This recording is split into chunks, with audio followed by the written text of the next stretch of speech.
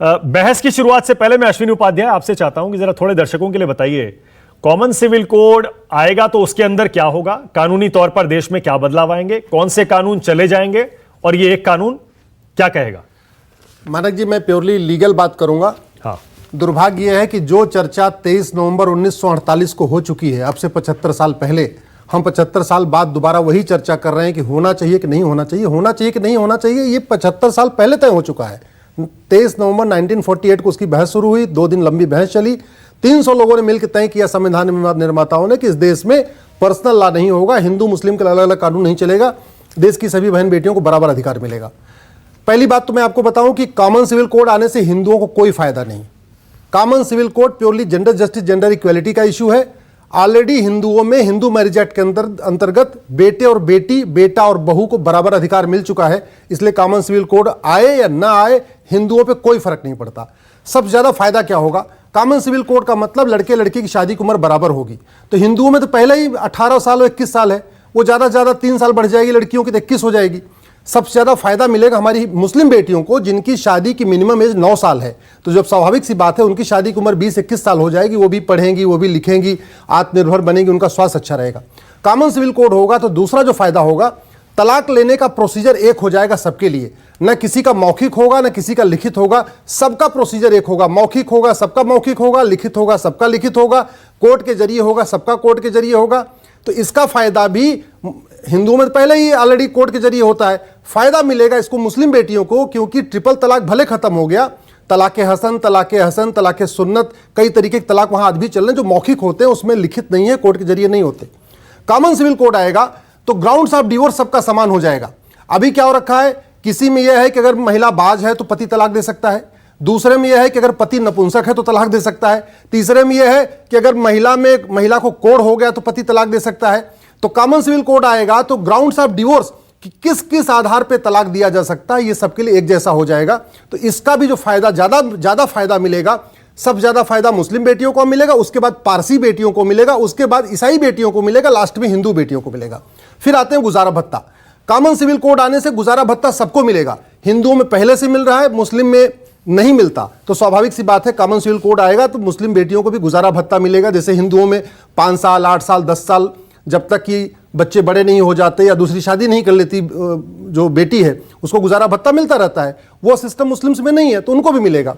Common civil code आएगा तो विरासत का अधिकार और वसीयत का अधिकार सबके लिए बराबर हो जाएगा। अभी वसीयत का अधिकार और विरासत का अधिकार और जो प्रॉपर्टी का राइट है, वो हिंदू मैरिज एक्ट में लगभग एक एट पार हो चुका, बराबर हो चुका। पारसी मैरिज एक्ट में अभी बराबर नहीं माना गया है। जो बेटी होती है उसको बेटे के बराबर ट्रीट नहीं करते। इसी तरीके से मुस्लिम पर्सनल लॉ है 1937 जो अंग्रेजों ने बनाया था, उसमें भी बेटी और बेटे को बराबर ट्रीट नहीं करते। तो कॉमन सिविल कोड आएगा तो विरासत का अधिकार, वसीयत का अधिकार और प्रॉपर्टी का राइट ये बराबर हो जाएगा। कॉमन सिविल कोड आएगा तो गोद लेने का अधिकार सबको मिलेगा। अभी हिंदू बेटी, उसका पति न भी चाहे तो जो बहू है या बेटी है, वो जाके कह सकती है भाई हमारे बच्चे नहीं, हम तलाक लेंगे। मुस्लिम पर्सनल लॉ में चूंकि बेटी को गोद लेने का अधिकार नहीं है, तो अगर बच्चा नहीं होता तो पॉलीगैमी हो जाती, दूसरी शादी कर सकते हैं, तीसरी शादी कर सकते हैं, 4 शादी कर सकते हैं। लेकिन गोद लेने का अधिकार नहीं मिला है बेटी को। पति चाहेगा तभी वो गोद ले सकती है, और गोद ले भी लिया तो पूरी अपनी प्रॉपर्टी नहीं दे सकते, पूरा उसको अधिकार नहीं दे सकते, उसको अपना बायोलॉजिकल सन या डॉटर ट्रीट नहीं कर सकते। इसके चक्कर में बार बार पॉलीगैमी हो रही है।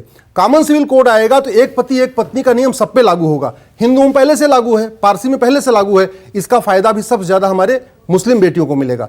कॉमन सिविल कोड आएगा तो लालन पालन का, बच्चे को पालन पोषण करने का जो अधिकार है वो सबके लिए बराबर हो जाएगा। इसलिए मैं कहता हूं कॉमन सिविल कोड का मुश्किल से 10% फायदा हिंदुओं को मिलेगा, लगभग 30% फायदा पारसी को मिलेगा, लगभग इतना फायदा क्रिश्चियंस बेटियों को मिलेगा। लेकिन जो सबसे ज्यादा फायदा मिलेगा हमारी मुस्लिम बेटियों को मिलेगा, क्योंकि जो मैंने आपको बताया, विरासत का अधिकार, वसीयत का अधिकार, गुजारा भत्ता का अधिकार, प्रॉपर्टी का राइट, गोद लेने का अधिकार, भरण पोषण का अधिकार, ये कहीं ना कहीं मुस्लिम बेटियों को नहीं है। तो स्वाभाविक सी बात है, जब देश सेकुलर है, सेकुलर वर्ड इसमें आ गया है, तो मुझे लगता है कॉमन सिविल कोड होना चाहिए। और इसमें 75 साल पहले चर्चा हो चुकी है, अब दोबारा इसमें चर्चा की जरूरत नहीं है। ओके, और आज इसके बाद आ रहा हूं संगीत राग, आ रहा हूं। पहली बात तो रहमानी साहब प्राइमरली एक तरीके से सहमत है, मैं इसलिए उनका स्वागत करता हूं। इट्स बट्स करना मजबूरी भी है उनकी, इसलिए इट्स बट्स कर रहे हैं, लेकिन मोटा मोटा वो सहमत है कि हाँ एक देश एक कानून होना चाहिए। देखिए, आर्टिकल 25 में बहुत सारे लोग कहते हैं आर्टिकल 25 में हमको धार्मिक अधिकार है। मानक जी, इसको समझना जरूरी है। आर्टिकल 25 रीतियों को फॉलो करने का अधिकार देता है, कुरीतियों को नहीं। आर्टिकल 25 प्रथा को फॉलो करने का अधिकार देता है, कुप्रथा को नहीं। आर्टिकल 25 धर्म को पालन करने का अधिकार देता है, अधर्म को नहीं। बेटी से बहन से भेदभाव करना अधर्म है, कुप्रथा है, कुरीति है। इसलिए आर्टिकल 25 कहीं इसमें नहीं आड़े आता। जहां तक उनकी बात है, हमारे पास एक इंडियन पिनल कोड है, उसमें हमने चैप्टर वाइज अपराध डिसाइड लिखा हुआ है, चैप्टर 1, चैप्टर 2, चैप्टर 3, चैप्टर 4। ऐसे एक इंडियन सिविल कोड आएगा, आप उसको कॉमन सिविल कोड मत कहिए, आप उसको यूनिफॉर्म सिविल कोड मत कहिए। जैसे ही इंडियन पिनल कोड है आईपीसी, वैसे एक आईसीसी आएगा, इंडियन सिविल कोड। उस इंडियन सिविल कोड में आपके 7 चैप्टर हो जाएंगे। पहला चैप्टर शादी विवाह का उम्र, दूसरा चैप्टर गुजारा भत्ता, तीसरा चैप्टर तलाक का आधार, चौथा चैप्टर तलाक लेने की प्रक्रिया, पांचवा चैप्टर वसीयत, छठवां चैप्टर विरासत। ऐसे उसमें चैप्टर वाइज आते जाएंगे। इसमें दिक्कत कहां है? हाँ, दिक्कत कहां है? हाँ, देश बिल्कुल ठीक है ना, सही है, सही है। बस एक एग्जांपल और, अभी देखिए सेकुलर देश में, बस खत्म कर रहा हूं, सुनिए। सेकुलर देश में अगर मेरी 4 बेटियां हैं मानक, एक बार सुन लीजिए सर, बहुत आपके काम की बात बता रहा हूं, सुनिए। अगर मेरी 4 बेटियां हैं, चारों बेटियों में एक हिंदू से शादी करे, एक मुस्लिम से करे, एक पारसी से करे, एक ईसाई से करे। सेकुलर देश में उनके सिविल राइट नहीं बदलते, उनके ह्यूमन राइट नहीं बदलते। आज की डेट में अगर मेरी 4 बेटियां हैं, एक हिंदू से, एक मुस्लिम से, एक पारसी से, ईसाई शादी कर ले, शादी उनके राइट्स बराबर होने चाहिए, उनके बराबर। बोलिए रहमानी साहब, जल्दी से बोलिए, रहमानी साहब बोलिए। अभी वो राइट बदल जाते हैं। क्या बता रहे हैं? वो कह रहे हैं ड्राफ्ट तो दीजिए चर्चा के लिए। आपने जो ड्राफ्ट दिया है ना, वो आपकी पार्टी से अप्रूव नहीं है, आपको भी पता है। वो तो आपने सुप्रीम कोर्ट में दिया है, एक पीआईएल के तौर पे दिया है। कॉमन सिविल कोड लागू करना उतना ही आसान है आर्टिकल 370 हटाना जितना आसान था।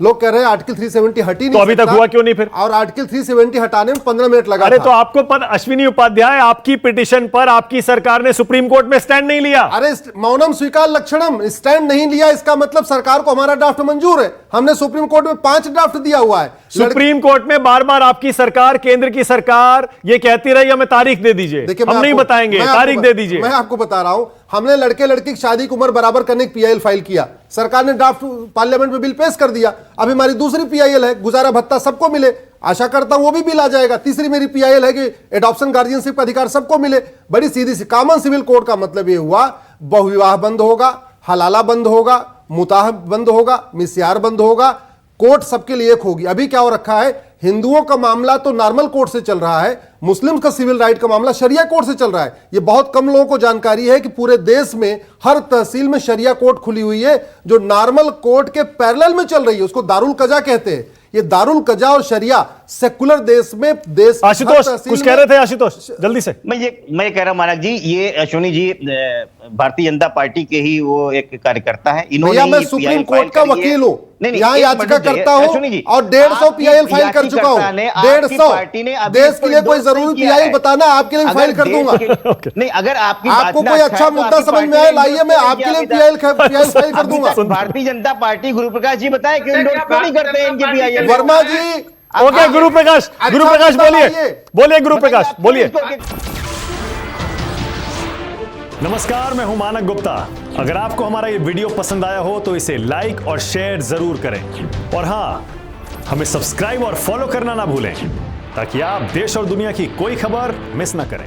तो जुड़े रहिए हमारे साथ और देखते रहिए News 24।